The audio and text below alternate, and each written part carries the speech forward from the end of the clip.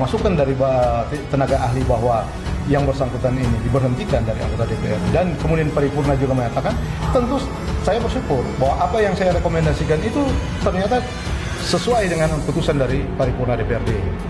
Pengesahan konvensi penghapusan segala bentuk diskriminasi terhadap perempuan.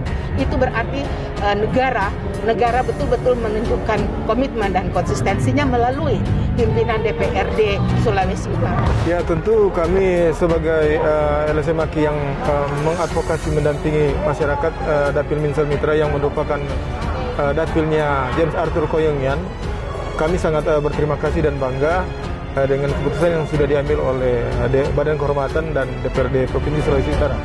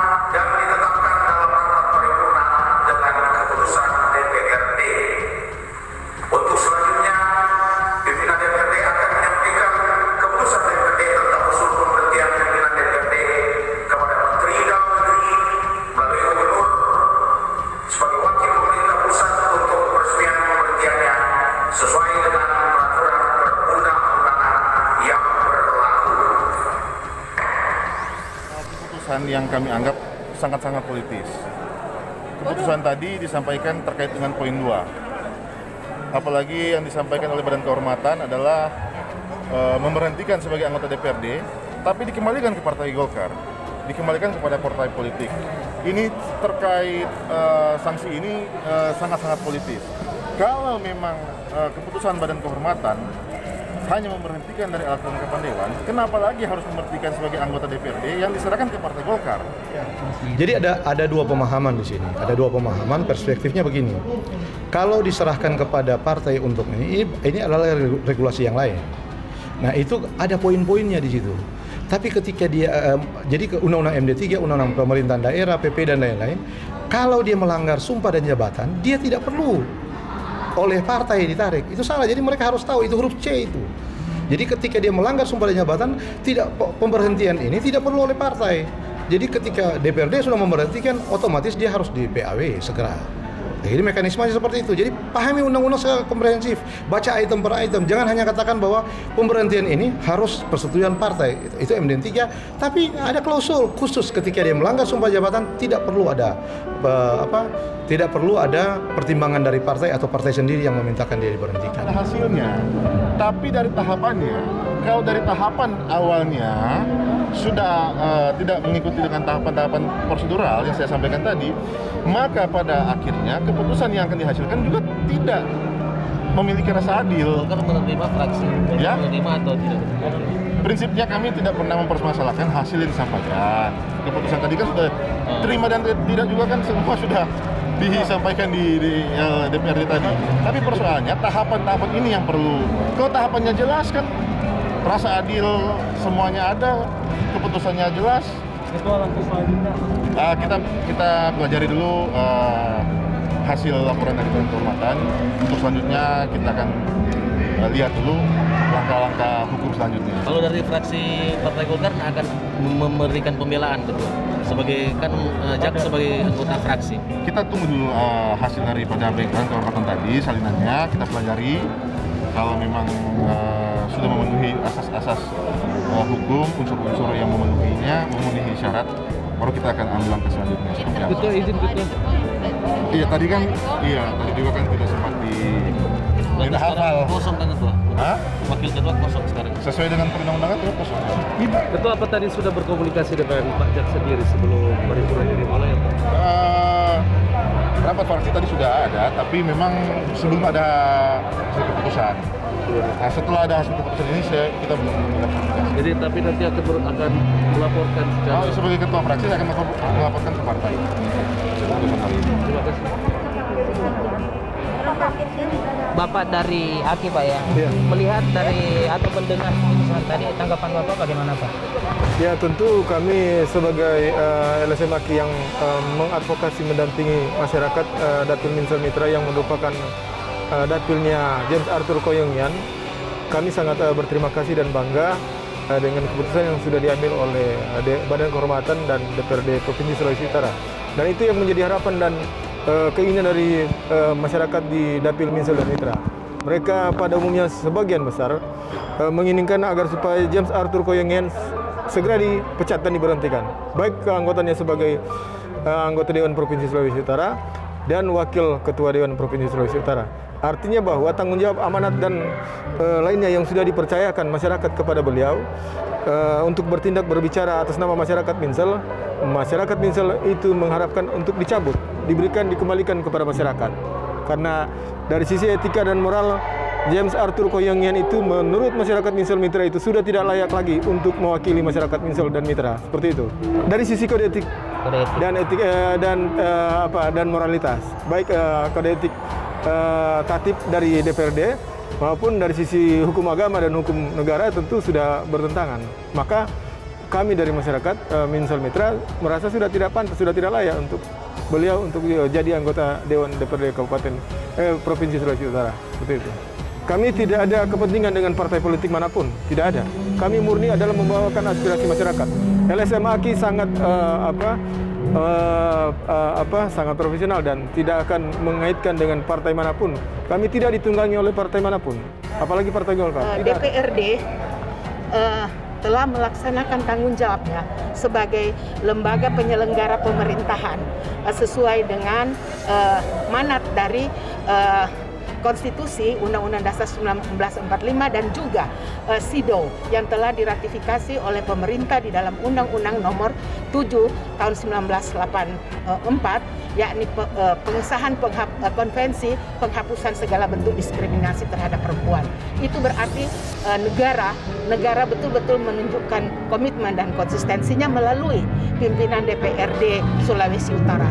Dan itu yang kami tunggu dan kami sangat harapkan sebagai rakyat yang mewakili konstituen juga pemilih, ya, kami merasa betul-betul keputusan dari DPRD Sulawesi Utara telah memenuhi rasa keadilan dan punya komitmen yang kuat bagi penghapusan segala bentuk kekerasan terhadap perempuan dan anak. Apakah dari GPS sudah melaporkan ke polisi, Bu? Sudah, kami baru audensi, karena kami menunggu respons dari Kapolda untuk mengundang kami dalam percakapan audensi. Apakah terus akan dikawal sampai putusan kami sekarang ini di Jakarta sedang berlangsung media briefing melibatkan teman-teman aktivis jaringan nasional, yakni Komnas Perempuan, Koalisi Perempuan Indonesia, Kalian Mitra, Kementerian Pemberdayaan Perempuan dan Perlindungan Anak, dan juga Kaukus Perempuan Parlemen Republik Indonesia dan lembaga-lembaga lainnya yang punya concern yang sama terhadap penghapusan segala bentuk kekerasan terhadap perempuan. Dan sekarang sedang berlangsung media briefing di Jakarta yang didukung dan dikoordinasi oleh Komnas Perempuan. Sejauh ini, Bu, petisi masyarakat, Bu, yang digalakan dari Gerakan Perempuan Sulut ini? Ya, kami yang memang kuat. Jadi selain kami menyampaikan pernyataan sikap kepada DPRD melalui Badan Kehormatan, juga kepada Partai Golkar melalui pimpinan daerah dan pimpinan pusat, kami juga melakukan launching petisi untuk meminta dukungan publik seluas-luasnya, bukan hanya di Sulut, untuk berjuang bersama bagi dunia yang bebas dari kekerasan. Sejauh ini sudah berapa banyak, Bu, yang menandatangani? Sudah sekitar 6.000-an menuju angka Indonesia, menuju angka 7.500 itu baru dalam waktu 1 minggu. Iya. Nah, dan kami sangat merasa dikuatkan karena dukungan publik luas kepada kami untuk bersama-sama mewujudkan dunia tanpa kekerasan terhadap perempuan dan anak.